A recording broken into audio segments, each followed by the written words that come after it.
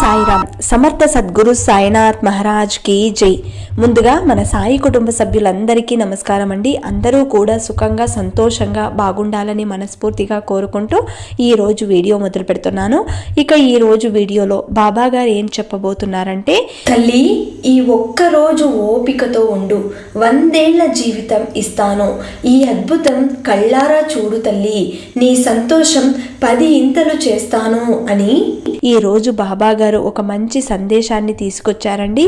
కొన్నిసార్లు మనం చేసే తప్పులు ఇదే జీవితంలో వెంటనే అనుభవిస్తాం.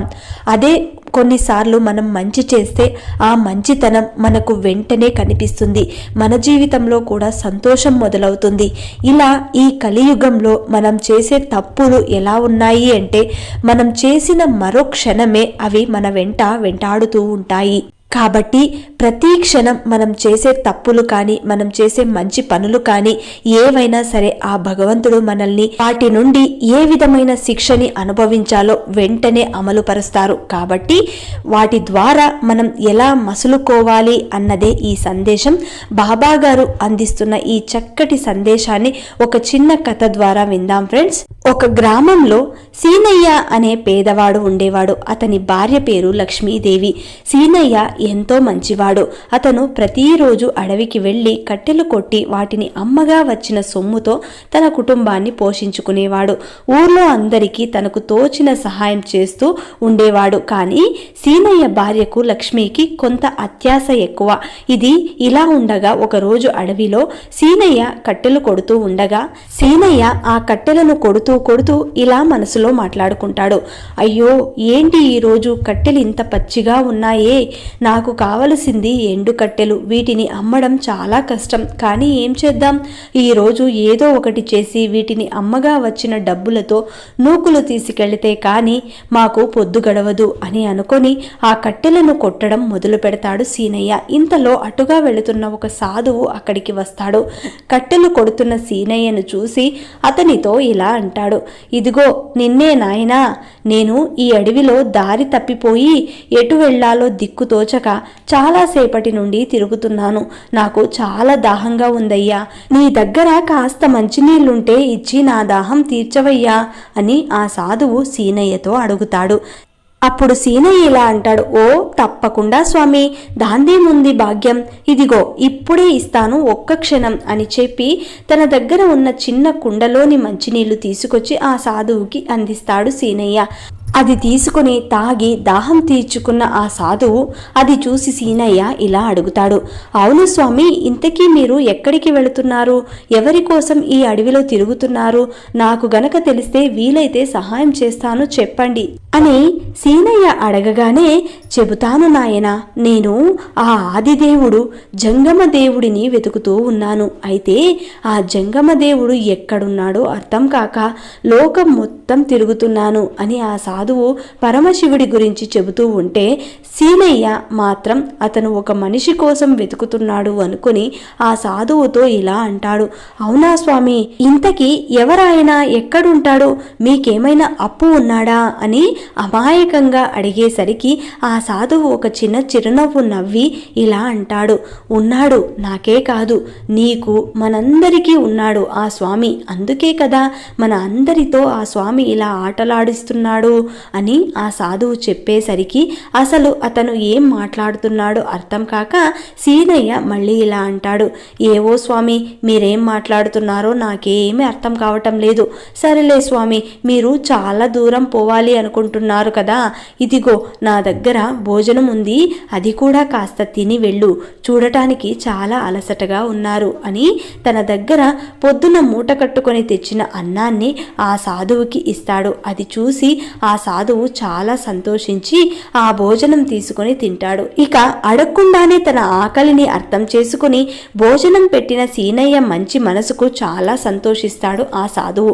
అయితే సీనయ్య కళ్ళల్లోకి చూడగానే అతను ఏదో తెలియని బాధలో ఉన్నాడు అనిపించింది ఆ సాధువుకి. అది అర్థం చేసుకున్న సాధువు ఇలా అడుగుతాడు, ఏమిటి బాబు, నీ కళ్ళల్లో ఏదో తెలియని బాధ ఉంది, ఎందుకు ఇంత విచారంగా ఉన్నావు? ఏదైనా కష్టం ఉంటే చెప్పు, చెప్పు, నీ సమస్య పరిష్కరించగలనో లేదో చెబుతాను. ఏమీ లేదు స్వామి, నేను కటిక పేదవాడిని. ఇలా రోజు అడవిలో కట్టెలు కొట్టి నా కుటుంబాన్ని పోషిస్తూ ఉంటాను. కానీ ఏం లాభం, ఈరోజు కట్టెలు చాలా పచ్చిగా ఉన్నాయి. ఇక వీటిని ఎవ్వరూ కొనరు స్వామి. ఈరోజు నా భార్య, నా కొడుకు పస్తులుండాల్సిందే. అదే నా బాధ స్వామి అని బాధగా అంటాడు సీనయ్య. ఆ మాటలు విన్న ఆ సాధువు సీనయ్యకు ఏదో ఒకటి మంచి చేయాలి అనిపించి వెంటనే తన జోలిలో నుండి ఒక దీపాన్ని తీసి దాన్ని వెంటనే సీనయ్యకు బహుమతిగా ఇస్తూ ఇలా అంటాడు, ఇదిగో నాయనా, ఇది తీసుకో. అడగకుండానే నా ఆకలి తీర్చి సంతోషపెట్టావు.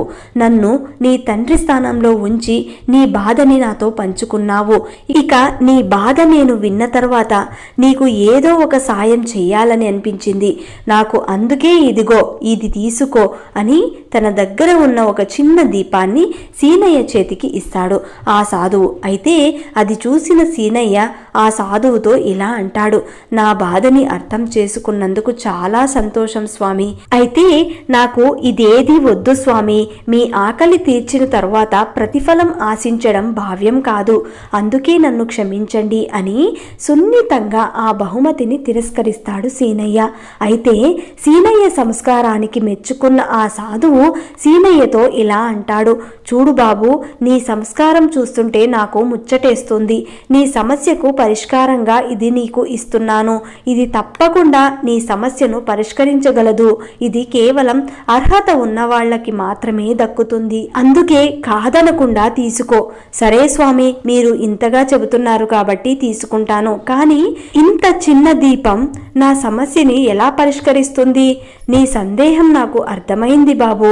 ఇది నువ్వు అనుకుంటున్నట్టు ఒక సాధారణమైన దీపమైతే కాదు. లోకానికి ఇది ఎంతో చిన్న దీపం, కానీ ఇది నీకు మాత్రం ఒక మాయాదీపం. దీనికి నీ జీవితాన్ని మార్చగల శక్తి ఉంది. నన్ను నమ్ము. ఏంటి స్వామి మీరు అంటున్నది? ఈ దీపం మాయాదీపమా? నా సమస్యలన్నీ తీరిపోతాయా? అది ఎలా సాధ్యం? అవును నాయనా, ఇది ఒక మాయాదీపం. దీన్ని వెలిగించి మనసులో ఏది కోరినా అది వెంటనే దక్కుతుంది. కావాలంటే దీన్ని ఒక్కసారి పరీక్షించి చూడు. ఏంటి స్వామి, ఈ దీపానికి నిజంగానే అంత శక్తి ఉందా?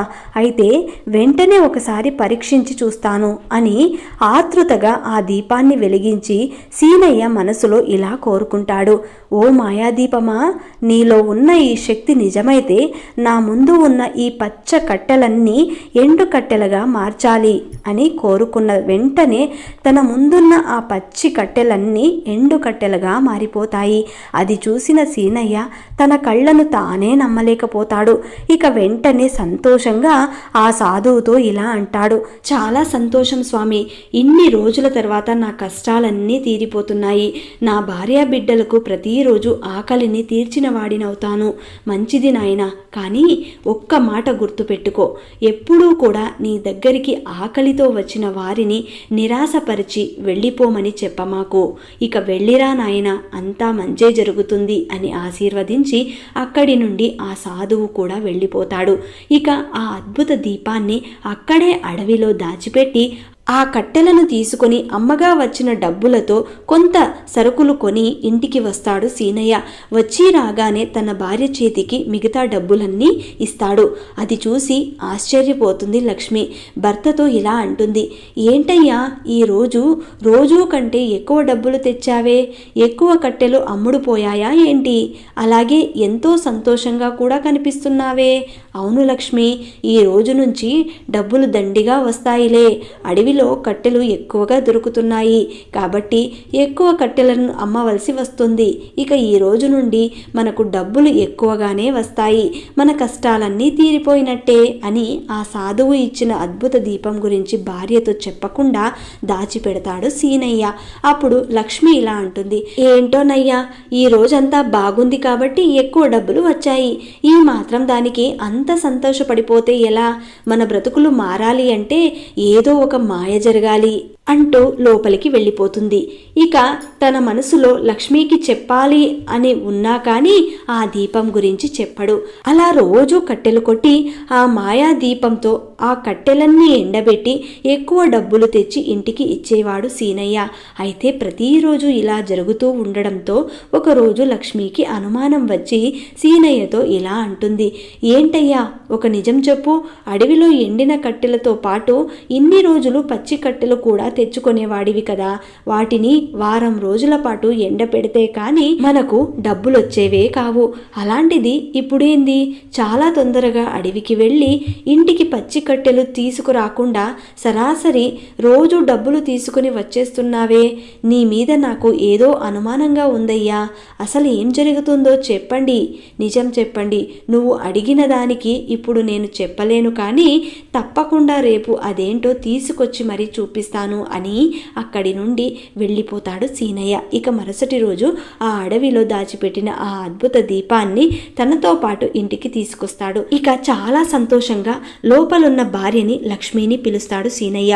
ఇదిగో లక్ష్మి, ఒక్కసారి ఇలా రా, నాకేం దొరికిందో చూడు. వస్తున్నా, ఏమైంది ఏంటి, ఈరోజు రోజులా కాకుండా కాస్త ఎక్కువ డబ్బులు తీసుకొచ్చి ఉంటావు, దానికి ఎందుకు ఇలా అరుస్తున్నావు, నీ మొహం, నీకు ఏం చెప్పినా సరిగా అర్థం కాదు, ముందు ఆ మాటలాపి ఓసారి త్వరగా వచ్చి నేనేం తెచ్చానో చూడు అని తనతో పాటు తీసుకొచ్చిన ఆ అద్భుత దీపం తన భార్య లక్ష్మి ముందు ఉంచుతాడు. ఇక ఆ చిన్న దీపాన్ని చూసిన లక్ష్మి తనలో తాను నవ్వుకుంటూ సీనయ్యతో ఇలా అంటుంది, ఏందయ్యా నువ్వు బాగానే ఉన్నావా, నీకు ఏం కాలేదు కదా, ఈ చిన్న దీపాన్ని తీసుకొచ్చి ఏదో బంగారు నిధి తీసుకొచ్చినట్టు ఎందుకలా సంతోషపడిపోతున్నావు, అయ్యో లక్ష్మి, నేను బాగానే ఉన్నానే, నువ్వు అనుకుంటున్నట్టు ఇది సాధారణమైన దీపం కాదు, మన కోరికలు తీర్చే అద్భుతమైన దీపం, దీని గురించి నీకు తెలియక నువ్వు అలా మాట్లాడుతున్నావంతే. ఏంటేంటి ఇది, ఈ చిన్న దీపం మనమేం కోరితే అది ఇస్తుందా, అయితే చూద్దాం, నాకు ఇప్పుడు చాలా ఆకలిగా ఉంది, నాకు తినడానికి ఏదైనా ఒకటి కోరుకో మరి, అది లక్ష్మి హేళన చేస్తూ అంటుంది సీనయ్యను. భార్య మాటలు విన్న తరువాత వెంటనే ఆ దీపాన్ని వెలిగించి ఇలా కోరుకుంటాడు సీనయ్య, ఓ అద్భుత దీపమా, నీకు నిజంగా శక్తి ఉంటే మా ఆవిడ అడిగిన భోజనాన్ని వెంటనే సమకూర్చు మరి. అప్పుడు సీనయ్య ఇలా కోరుకున్నాడో లేదో వెంటనే పంచభక్ష పరమాన్నాలతో వారి ముందు విందు భోజనం ప్రత్యక్షమవుతుంది. అది చూసి ఆశ్చర్యపోయిన లక్ష్మి భోజనాన్ని చూస్తూ మౌనంగా అలాగే ఉండిపోతుంది. చూసావా, నేను చెప్తే నువ్వు నమ్మలేదు కదూ, ఇదే దీని మాయా, ఇది ఏది కావాలన్నా ఈ మాయాదీపాన్ని వెలిగించి కోరుకుంటే అది వెంటనే నెరవేరుతుంది. ఇదే విధంగా ప్రతిరోజు నేను ఆ పచ్చి కట్టెలను ఎండబెట్టి ఆ డబ్బులను తీసుకొస్తున్నాను. అవునా, మీరు చెబితే నేను నమ్మలేదు, కానీ ఇది చాలా అద్భుతంగా ఉందయ్యా, అయినా నువ్వు ఒట్టి వెర్రిబాగులోడివి, కాకపోతే ఇంతటి అద్భుత దీపాన్ని నువ్వు నీ దగ్గర పెట్టుకొని ఇంతకాలం ఎండిన కట్టెలను అమ్ముకుంటున్నావా, సరేలే, ఇక ముందు దీన్ని ఎలా వాడాలో నాకు తెలుసు, ఇక నేను చూసుకుంటా అని సీనయ్యకు చెప్పి ఆ అద్భుత దీపాన్ని తీసుకుని లోపలికి వెళ్ళిపోతుంది సీనయ్య భార్య లక్ష్మి. అయితే సీనయ్య మాత్రం అదేమీ పట్టించుకోకుండా ఎప్పటిలాగే కట్టెలు కొట్టడానికి అడవికి వెళ్ళిపోతాడు. ఇక భర్త లేని సమయంలో లక్ష్మి ఆ దీపాన్ని వెలిగించి ఇలా కోరుకుంటుంది, ఓ అద్భుత దీపమా, మాకు ఉండటానికి అన్ని సదుపాయాలు ఉన్న ఒక పెద్ద ఇల్లు, అలాగే బోలెడన్ని నగలు ప్రసాదించవా. అలా కోరుకోగానే లక్ష్మి కోరిక మేరకు ఆ అద్భుత దీపం వారి పూరి గుడిసె కాస్త ఒక రాజభవంతిలా మారిపోతుంది. లక్ష్మి కోరుకుంటున్నట్టు అన్ని సదుపాయాలు ఆ ఇంట్లో సమకూరుతాయి. ఇక మరోవైపు అడవిలో పని పూర్తి చేసుకుని సాయంత్రానికి ఇంటికి తిరిగి వచ్చిన సీనయ్య అక్కడున్న భవంతిని చూసి ఇలా అనుకుంటాడు, అయ్యా, ఏంటి నేను దారి తప్పి వచ్చానా ఏంటి, ఇది నా ఇల్లు కాదే, నేనెలా దారి తప్పిపోయానబ్బా. అక్కడి నుండి వెళ్ళిపోవడానికి మళ్ళీ సిద్ధపడతాడు సీనయ్య. అయితే ఇంట్లో నుండి సీనయ్య భార్య లక్ష్మి వచ్చి భర్తను గుర్తించి గుమ్మం ముందు నిల్చొని ఇలా పిలుస్తుంది, ఏమయ్యో, నిన్నే, ఇది మన ఇల్లే, ఎక్కడికి వెళుతున్నారు, లోపలికి రండి అని పిలవగానే సీనయ్య అయోమయంగా అసలు అక్కడ ఏం జరుగుతుందో తెలియకుండానే లోపలికి వస్తాడు. ఆ ఇంట్లో ఎటు చూసినా బంగారు నగలు మాణిక్యాలతో తలతలలాడుతూ మెరిసిపోతూ ఉంటుంది. అసలు సీనయ్యకి అది ఏది అర్థం కాదు. ఇంతలో లక్ష్మి అక్కడికి వచ్చి, నువ్వు ఇదంతా చూసి కంగారు పడమాకయ్యా, ఇదంతా అద్భుత దీపం మహిమ, ఎంత బాగుందో కదండి, ఇక నుండి నువ్వు కట్టెలు అమ్మవలసిన అవసరం లేదు, ఈ డబ్బుతో ఎంతో హాయిగా కూర్చుని తినవచ్చు అని లక్ష్మి చాలా సంతోషంగా చెబుతుంది. అయితే ఆ మాటలు విన్న సీనయ్య సంతోషించాల్సింది పోయి ఏదో చెప్పలేని దిగులుతో అక్కడి నుండి వెళ్ళిపోతాడు. ఇక లక్ష్మి తన భర్తను పట్టించుకోకుండా తన ఇంట్లోకి కావలసినవన్నీ సమకూర్చుకుంటూ ఉంటుంది. అయితే సీనయ్య మాత్రం ఆ భోగాలను అనుభవించకుండా అడవికి వెళ్ళి కట్టెలు కొట్టి తెచ్చి ఆ డబ్బులను కూడబెడుతూ ఉండేవాడు. ఇలా కొన్ని రోజులు గడిచిన తర్వాత ఒక రోజు సీనయ్య కట్టెలు కొట్టడానికి యథావిధిగా అడవికి వెళ్తాడు. అయితే ఆ అద్భుత దీపాన్ని సీనయ్యకు ఇచ్చిన ఆ సాధువు అటుగా వెళుతూ సీనయ్య ఇంటి దగ్గరికి వచ్చి ఇలా అడుగుతాడు, అమ్మా, తాగడానికి కాస్త నీళ్లు ఉంటే ఇవ్వమ్మా, నాకు చాలా దాహంగా ఉంది. ఆ మాటలతో ఇంట్లో నుండి బయటకు వచ్చిన లక్ష్మి సాధువు రూపాన్ని చూసి అసహించుకొని అతనితో ఇలా అంటుంది, ఏంటి, నీకు నీళ్లు కావాలా? అయినా ఇలా ఊర్ల పట్టుకొని తిరగకపోతే ఏదైనా పని చేసుకుని బ్రతకవచ్చు కదా, ఇక్కడ నీళ్లు లేవు, ఏమీ లేవు, నీ రూపం చూస్తూ ఉంటే నాకు ఎంతో అసహ్యంగా ఉంది, వెంటనే నువ్వు ఇక్కడి నుండి వెళ్ళిపో అంటూ కోపంగా ఆ సాధువు ముందే తలుపులు వేసుకుంటుంది. ఇక ఆమె మాటలకు సాధువు ఒక చిన్న చిరునవ్వు నవ్వుకొని అక్కడి నుండి వెళ్ళిపోతాడు. ఇంతలో ఆ లక్ష్మీ కొడుకు ఆకలిగా ఉండి తన అమ్మ దగ్గరికి వచ్చి ఇలా అడుగుతాడు, అమ్మా, నాకు చాలా ఆకలిగా ఉంది, తినడానికి ఏమైనా ఉంటే పెట్టమ్మా అని అడుగుతాడు. ఓస్ అంతేనా, వెంటనే ఈ మాయాదీపాన్ని అడిగి నీకేం కావాలో పెడతానుండు నాయనా. వెంటనే ఆ మాయాదీపాన్ని వెలిగించి తన కొడుకు భోజనం కావాలని కోరుకుంటుంది. కానీ ఎంతసేపు చూసినా భోజనం రాకపోయేసరికి, అరే ఏమైంది ఈ దీపానికి, ఎందుకు ఇది పనిచేయడం లేదు అని కంగారు పడిపోతూ ఉంటుంది. ఇంతలో కట్టెలు అమ్మి ఇంటికి తిరిగి వచ్చిన సీనయ్య ఆ దీపం గురించి అలాగే ఇంటికి వచ్చి వెళ్ళిన ఆ సాధువు గురించి చెబుతుంది లక్ష్మి. ఆ మాటలు విన్న సీనయ్య లక్ష్మితో ఇలా అంటాడు, లక్ష్మి, నువ్వు ఇప్పుడు చేసింది చిన్న తప్పేమీ కాదు. ఎవరైనా మన ఇంటికి ఆకలితో వచ్చినప్పుడు వారి ఆకలి మనం తీర్చకపోతే ఈ దీపం తన శక్తిని కోల్పోతుందని ఆ సాధువు నాకు ముందే చెప్పాడు. ఇక చేతులారా ఈ దీపం మహిమ నువ్వే పోగొట్టుకున్నావు. ఇక అంతా నీ కర్మ, నువ్వు అనుభవించక తప్పదు. నీలో ఎలాగో కష్టపడే తత్వమే లేదు. ఇక మానవత్వం కూడా అంతకంటే పూర్తిగా చచ్చిపోయింది. ఎప్పుడైతే సాధువు వచ్చి నీళ్ళడిగాడో అప్పుడు ముఖం మీద నువ్వు తలుపులు వేశావు. అప్పుడే ఈ దీపం యొక్క శక్తి కోల్పోయింది. ఇంకా చెప్పాలంటే ఈ దీపం న్యాయంగా ఆ సాధువు ఇచ్చిందే. అవునా అయ్యా, మధ్యలో వచ్చిన సొమ్ముపై వ్యామోహపడి నేను మానవత్వమే కోల్పోయాను. నా చేతులారా నాకు వచ్చిన అదృష్టాన్ని పోగొట్టుకున్నాను. నన్ను క్షమించయ్యా, నేను చాలా పెద్ద తప్పు చేశాను. ఇక కష్టపడి ఇక మీదట నువ్వు తెచ్చిన దానితోనే అత్యాశకు పోకుండా ఉన్న దాంట్లో తృప్తిగా ఉందాం. అందుకేనే ఏదో ఒక రోజు ఇలా జరుగుతుందని నేను నా కష్టాన్ని మాత్రమే నమ్ముకున్నాను. ఎందుకంటే కష్టపడకుండా వచ్చిన సొమ్ము శాశ్వతంగా ఉండదు. మానవత్వం అనేది కోల్పోకుండా జీవిస్తేనే సుఖం అనేది దొరుకుతుంది. అలా నడమంత్రపు సిరితో వచ్చిన దానితో కళ్ళు మూసిపోయిన భార్యకు హితబోధ చేసి మళ్ళీ యథావిధిగా కట్టెలు కొట్టడానికి వెళ్ళిపోతాడు సీనయ్య. ఇక ఆ మాటలకి బుద్ధి తెచ్చుకుని లక్ష్మి సీనయ్యను క్షమాపణ కోరి ఆ రోజు నుండి బుద్ధిగా జీవిస్తుంది. చూశారు కదా, ఈ కథ ద్వారా మనకు బాబాగారు అందిస్తున్న గొప్ప సందేశం. ఒక అద్భుతమైన మార్పు మన జీవితంలో కూడా మొదలు కావాలని, ఎక్కడైతే మనం తప్పు చేస్తున్నామో జీవితంలో ప్రతి మానవుడు ఏదో ఒకసారి తప్పు చేయనే చేస్తాడు. కాబట్టి ఆ తప్పును ఇక మీదట చేయకుండా గ్రహించి ఎక్కడ మానవత్వం చూపించాలో, ఎక్కడ మన అవసరం పడుతుందో అక్కడ వెంటనే మనకు తగిన సహాయం మనం చేయగలిగితే ఆ భగవంతుడు మనకు ఇంకొక రూపంలో సహాయం చేస్తాడు. మరి ఈ కథ, ఈ సందేశం మీకు నచ్చినట్లయితే వెంటనే శ్రద్ధా సబూరి అని కమెంట్ చేయండి. మళ్ళీ రేపటి వీడియోలో కలుసుకుందాం. అంతవరకు సెలవు. సర్వే జన సుఖినో భవంతు. సర్వం శ్రీ సాయినాథార్పణమస్తు.